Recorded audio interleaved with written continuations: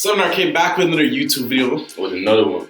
Today, we're gonna be discussing some hot topics coming up, We got a movie coming out. I'm sure you all are well and aware. Yeah. So we're gonna be discussing its relevance, its history, and just going back on some old Spider-Man takes, Who really was, the best Spider-Man? Who was the best Peter Parker? Which series really had the best villains? Who had the best plot? Who had the best fights? We'll discuss all of that. We'll get into all of that today. Let's get started. All right. So best Peter Parker, we got the Tobey Maguire series. We got the Andrew Garfield. I think it's not Garfield. Andrew Garfield. Yeah. And then Tom Holland. We'll start off with David. Who's your best Peter Parker? Peter Parker. Well, if we're looking at it as just a person in, a Spider-Man world or whatever, I would say Tobey Maguire is the best Peter Parker because Peter Parker, has humility, he has struggles, But people are gonna say Tom Holland because he's young, he looks the part of Peter Parker. But I don't think he fits the role of Peter Parker as much because I don't think he really has those struggles like Peter Parker really has. Peter Parker lost things, he wins stuff, he loses stuff, he tries love, he can't get love. Spider-Man is conflicting with his regular life. That's what really makes Peter Parker Peter Parker.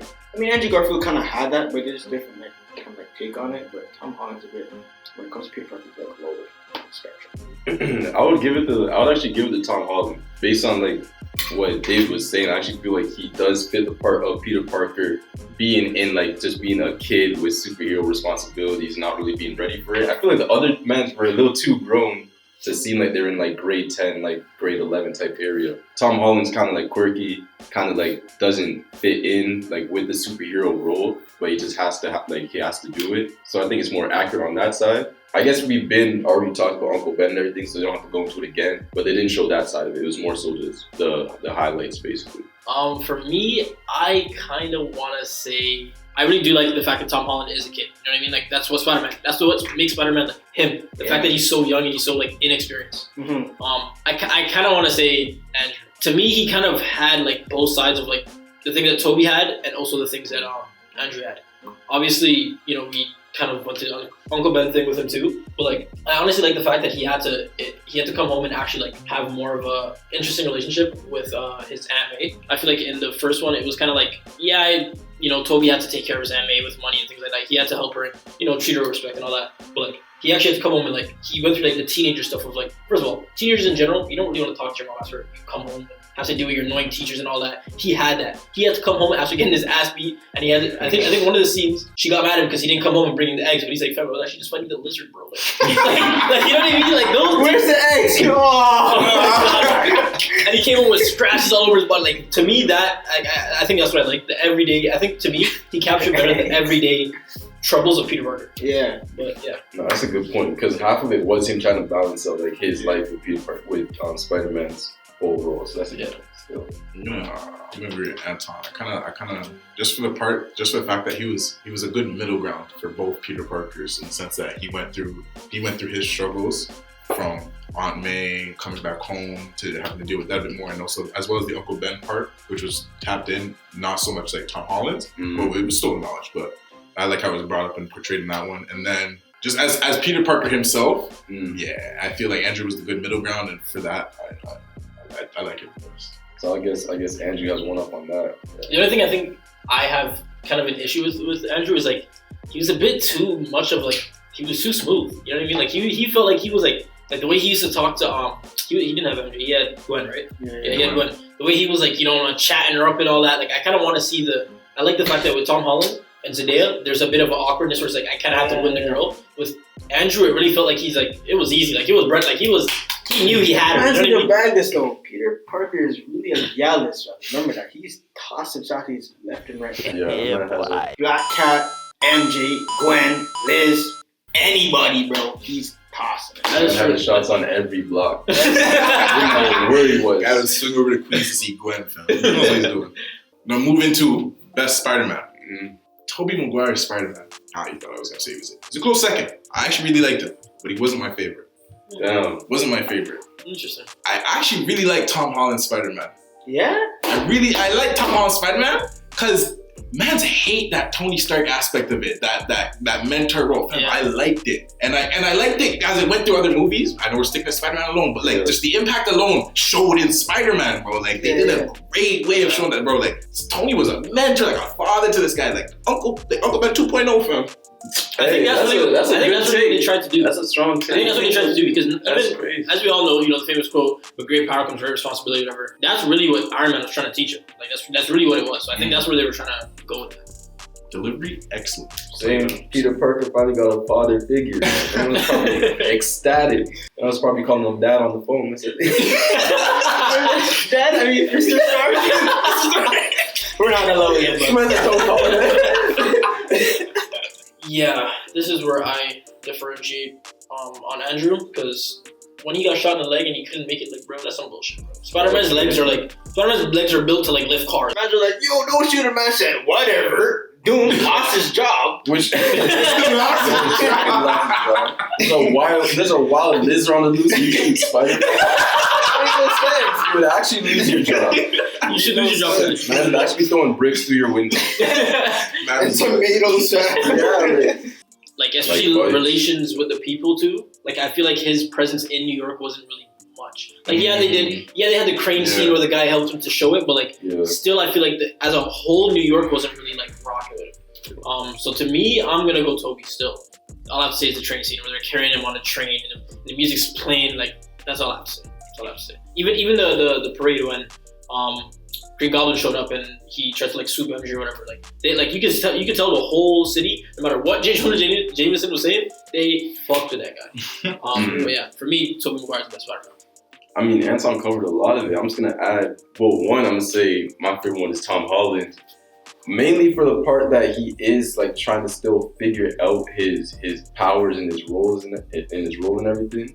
In terms of like his actual, I don't know, in terms of his abilities and everything, I feel like it was just the most like accurate. Like he doesn't end. It's where that point where he doesn't have all his abilities. Like I'm pretty sure he doesn't have spider senses yet, or he just got them in the what was the series? Yeah, right. He just got them. So like he's still putting it together. So I kind of like that part where he's not like he doesn't have the whole arsenal yet. He's still putting it together. So I like where it's going. My favorite Spider-Man is Tobey Maguire. Showed everything I needed to know. You know what I'm saying? Showed his struggle. Spider-Man 2, nigga had to decide: is that a Spider-Man or is fucking Peter Parker? You try to be Peter Parker. That shit does not work. Gotta be. He lost his powers at one point. Lost his powers. Because he was stressed out, you know what I'm saying? Trying to live two lives. That's actually a hard plot point still. Everything about him, like the city loves him, bro. Remember, he got the keys to the city, bro. Yeah. Spider-Man, he swooped in, got the key. Everyone is like, yeah. Until stop Sandman, bro. Tom Holland, like, his life is cool. Like, I mean, you have a suit, like a billionaire matrix. The couple. That's what kind of takes it away from me. Like for Tom Holland, like it feels like everything he's got is like. There's a few things that he's obviously worked for, like the freaking spider sense and stuff like that. But like when it comes to like him just being Spider-Man, it's like if Tony Stark's supposed to come in and help you. But on that note, let's get straight into the villains, because the villains are a very integral part of how Spider-Man is, you know what I'm saying? And how he reacts and how he, tries to adapt to his own life. First and foremost, before you get too far into it, I would say Spider-Man has some of the top tier villains that's out of Marvel of all time. Huh? You can really say out of superheroes in general. In general, absolutely. Let's go through the line. You go some Venom, Sandman, Vulture. You got Green Goblin. Green Goblin, Carnage, Venom, like Kingpin. What else? Rhino. You can say Black Cat, Lizard. Like the Doc Ock. Like there's Spider-Man. Spider-Man's out there. He's out there. He's saving the world. And it's out there fighting versus all of them. Like all of New York. It's him versus New York. Is his jurisdiction. And it's crazy because there's bare superheroes in New York and none of them found it. None of them. They say, "What? You're getting ganged up on? Man, we're gonna beat Dr. Doom all the way down there." Like, what, bro? I need help now, bro. Each hero has like one nemesis. Like it's usually 1 and 1 or 1 and 2 maybe. That man Spider-Man has 6. That man's living like Batman. Like Spider-Man's the only man on Marvel living like Batman. And he's like 14, 15. Man has an essay to do. Man's still having wet dreams. Has to wake up and be like, damn it, it's cleaning up his tights, and then he's going up there swinging, fam. Goodness gracious, man, can't even have a bacon egg and cheese. Can't even stop. And this is the thing about, before we like dive into all the villains, this thing about Spider-Man villains overall. Fam, they have no morals, they have no borders. They will pull up at his crib and eat dinner with Aunt May. They will literally eat dinner. Can you pass the salt, Peter? Knowing he's Spider-Man, let's grilling him. Yeah. With what was it, the dinner with Green Goblin? Was it Green Goblin? Who do you have dinner with? Yeah, dinner. Yeah, Thanksgiving dinner with. It was Green Goblin, Harry. Yeah, Harry. Meg was there. Yeah, and he was crawling, and remember, he came in from after just fighting someone, and he had to crawl in a slit, and there was blood dripping down. He came in from fighting Green Goblin. Yeah, he came. That's in the fire building, fam. And he got sliced up. And then the man tasted his blood and said, "Oh, you're fam." No, Spider-Man's villains are actually top tier. They have no morals. They have no morals. He licked his blood in front of his aunt at Thanksgiving. He tasted it? Yes. I remember the Green Goblin. I remember that scene, but I believe the Green Goblin tasted it. Nigga. Talking about Spider-Man, that guy has radioactive blood. That's why I'm dying with him. That's their Touching on villains, I want to bring up where they kind of lacked. I think Andrew's Spider-Man, like his villains, overall lacked. Like, I was Lizard and Electro. Lizard, Electro. Was there? It was just those two, right? Oh, Lizard, Electro, Green Goblin, and Rhino. I didn't even remember that version of Green Goblin. Like I couldn't picture him in my head until you brought him up. I couldn't picture that, but like that's what I'm saying. They're not notable to me. Yeah. They're not notable to me like that. And I also just did not like Electro. I was about to say Electro alone brought the whole overall way down. That one looks strange. It just looks strange. Yeah, it felt. I don't even know. I think there was like. I think honestly, how that even got to be was more like they were just looking for like a star power, like in a movie type thing. So they're like, all right, yo, just hit up Jamie Foxx. Like, you know what I mean? Like, yeah. It was one of those. I don't think they were really trying to like write in a good movie. Yeah, they're trying to get him carried out. But to Tom Holland's villains, Tom Holland, from what we've seen, like until the newest one comes out, from what we've seen, they haven't really like got to choose like the like AAA villains yet. Like they didn't get the Doc Ock, they didn't get the Sandman, Venom, all that. With the B tier villains that they're using in Mysterio and Vulture, the designs look pretty hard. Like, Vulture's design looked dirty. Mysterio's probably like the best like for me representation of like comic book Mysterio. That's what I'm saying. That's the closest like in terms of like perfect balance between cool and accurate. That's as good as it's gonna get. Even the way they spin like his power in terms of it's not actually, because that's actually what it is, it's supposed to be an illusion, but the way they spin it, he has like 1,000 drones or whatever, the way they showed his power when they got to Spider-Man's point of view, like when, like, I was actually getting tricked watching the movie. When you thought like there was a cliff about to fall, but there's really nothing there, and you thought it was a right-hand turn, like it was actually sick. So, you felt like you're in a 3D movie type. Like if I was there, I would have been tricked too. Like that definitely looked like a cliff. Like that man said, "Oh, there's a cliff," and it had someone coming down, and like had zombies coming out the ground. Like that was hard still. And then the part where like him and I think it was, what do you do? He like faked to be Nick Fury or whatever, and he had the whole scene like that whole that mystery. I genuinely thought that was Nick Fury. I genuinely thought they had me the whole time. Man. Yeah, they had me still. So excellent use of in the first half. They had me. That's what I'm saying. Yeah, for them not to have like the A tier villains and still flip it and make them sick was actually profit. I like the Lizard and Andrew Garfield. I like that. It was kind of different. I didn't expect them to do it the way they did it, because remember in Andrew Garfield's story, I mean in Spider-Man, they kind of came from a story of like Richard Parker and Mary Parker. It came from like what we didn't know. Like no one really knows like Peter Parker's like parents type shit. Yeah. So I like how they incorporated that into like Kurt Connor's like overall story. What do you guys think about like backstories and origin stories of those villains? Like I remember we got to see Sandman's origin story. Hard. Sandman's origin story was hard because I think it was the first movie Uncle Ben died, right? So there's a whole movie that went by, and we still thought like Uncle Ben's killer got caught. But it was Loki, Sandman, in the third one. That was hard. When I was like, can I see that? But we didn't know something. We didn't know it until the third movie. So their whole movie they hid that. When I was a kid, I remember I seen that. That blew my mind. I said, "Oh, that was the hardest plot twist ever." Yeah. Hard, yeah. Well, who else had a hard or just throughout the villains? Venom, obviously. I'll give Venom one. I wouldn't give Venom it just because Venom just seems to be a hate ass nigga, you know? Like, Nah, because it was Eddie Brock. First of all, no, we can do it from both sides. We can do it from Venom the symbiote. Because We can do it from both sides. because Venom the symbiote, I see why he's mad. Nigga, like he was with Peter Parker and Peter Parker literally threw him away and said, "Nigga, you're garbage, get off of me." And then Eddie Brock, he did kind of get him fired. It was more like it's like Venom was gassing Eddie Brock and Eddie Brock was gassing Venom. So both of them were just their hatred kept building up because they were both saying like, "Nah, it's his fault. Yeah, it's his fault to be this, and this." Yeah. So yeah, I can see why they're cheating. So, moving on to side characters.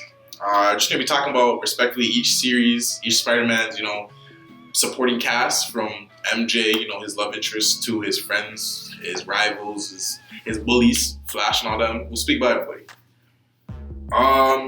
Andrew Garfield's Spider-Man. I can't remember a friend. Like the only two supporting cast I can remember are his love interest and Flash, and I can only remember instances of Flash. Just real. One bullying instance from the gym, and that was it. Other than that, I see no I don't see a Harry or Ned type vibe with a friend. That's crazy. I don't see none of that. I didn't see I think interaction with other people, just main cast. Andrew had the least of it out of anybody. Which is funny because to me, I think that's ironically why I put Andrew as my favorite Peter Parker, because he was dealing with all of his shit alone. He had no one to talk to. But when you look at it from a side character point, there should have been someone to talk to. Definitely should have been someone. He was making win. I'm gonna say Tom. I mean, Tom has everyone's friends with Tom. Everyone's friends with Tom, but no, but the Flash in Tom's kind of lame. That's not much. That's the thing. He's not much of a bully. He's a little brown kid. Man, who do you think came up with Puny Parker? Babies be stuffed in lockers. Tom Holland and Flash are the same size. Same size. Yeah. Oh come on, guys. Yeah, it's definitely. What was his bullying tactic? He told everyone that he was messing with the German girl or whatever. It was it was just basic teasing, really. Yeah, that was the most cyber bullying, not really bullying. I only bully you on social media, but when I see you, I actually can't do anything. It was actually crazy. Flash was a football player, I'm a jock, Yeah, this Flash didn't even pull any shorties. He was literally just he was like a Family Channel bully. No one wants to hang around. For me, I'm gonna go side characters. I mean, it's kind of cheating, but I'm gonna go side characters. Tom, because he had Iron Man in one of his movies, so can't really top Tony Stark. Iron Man a side character. That's a cameo, nigga. That's a cameo still. That's not a side character. I can't give you that. Iron Man. I don't know if I can give you that one. The reason why I give him side character is because one, he was only there for 2 scenes. One, that's a cameo. The boat scene and then the scene in the car. So Stanley's a side character. You just compared Stanley cameo where the man's listening to music and he can't even hear that the lizard and thing are fighting behind him. The time that Stanley was in the scene, bro, the same amount of time that Tony Stark was right there. But keep in mind, side characters have influence on the main character. So the reason why I would count Tony Stark as somewhat of a side character in Spider-Man's movies is because he actually influenced Spider-Man. The same way Ned has an influence on Spider-Man, the same way MJ has an influence. Niggas, Stanley doesn't have a fucking... Stanley doesn't even know... Tom doesn't even know Stanley exists in his universe. That's an actual cameo. I'll probably count. What? Yeah, you were just saying you don't... I'm not gonna lie, that was a very good explanation for why you should count him. There's no way you guys are putting Tony Stark as a side character. I'm not gonna say... I'm not agreeing with him. I'm saying I can understand his point of view. He flew in, got out of his suit, said, "Give me your suit." Flew away. That's a side character? Man said, "Give me back my suit." No. Flew away. That's a side character? I'm with Anton. Oh my god! Come on! Peter Parker was doing. I want to beat. Imagine hit him with bear. What would Tony do? It was a lot of that. Bro, he is not a side character, bro. He's mentioned, bro. No. He's someone that Peter looks up to or whatever, but he's not a side character, bro. Motivation for a lot of that. There's no way you guys are saying he's a paid side character. Yes, he is. He's up there between. If you guys think Tony Stark is a side character in Spider-Man: Homecoming, with the 2 scenes that he was in 10 minutes. Anyways, you know they're gonna vouch. I mean, you guys suck off Tony, bro. It's like the man's dead, bro. You know what I'm saying, bro? That train scene was hard too, bro. They're fighting on the train, just climbing over the train, they're boxing. Yeah. I just like how in Spider-Man 2, when they were fighting and it got really intense, it just went quiet. All you can hear them is just punching each other. So I think that is hard for that. There's nothing else. It's just Yeah. I was like, nigga, that's sick. It kind of helps you, like, it really immerses you in the scene. All you can hear is actually what the heroes are hearing. I think that's one thing that newer movies, I think, miss. The small stuff like that to help, like, throw you into the scene. CGI and all that is cool, but, like, to an extent, I think if you actually simplify a lot of fight scenes, it actually would make it better. A fight scene from Andrew Spider-Man when he was fighting the lizard. I don't remember this. I don't know what building was. It was school, like a research facility. Yeah. But the way he was fighting them, fam, it was so spider-like, fam. The way he was like crawling all over him, webbing him up, just stopping his movement, fam. It looked so tough in that scene, fam. Which that choreography right there, where he was just crawling all over him, literally like just subdued him. I think out of each of the Tobey Maguire movies, there's easily like a sick fight scene from like each one. Even I think the one that was kind of slept on in the third Spider-Man movie with Tobey was the part where him and Harry like first fought and they were like flying through the city. That's what I was saying. Yeah, and he knocked himself out and he was like going through the what do they call it? The fire escapes. The choreography in the throwback Spider-Man movies, bro. I don't know what they were on, fam, but those screenplay writers were on. Bro, you know what was crazy about that scene too? It's because Spider-Man was on his way to go propose to Mary Jane. Yeah, and he had the ring. And he should have hit the ring. He had to hit the ring. Yo, yeah.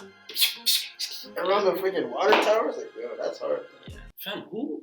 Yo, who's in charge of screenplay those movies? Fam, who's in charge of screenplay? Get those guys on the DC side right now.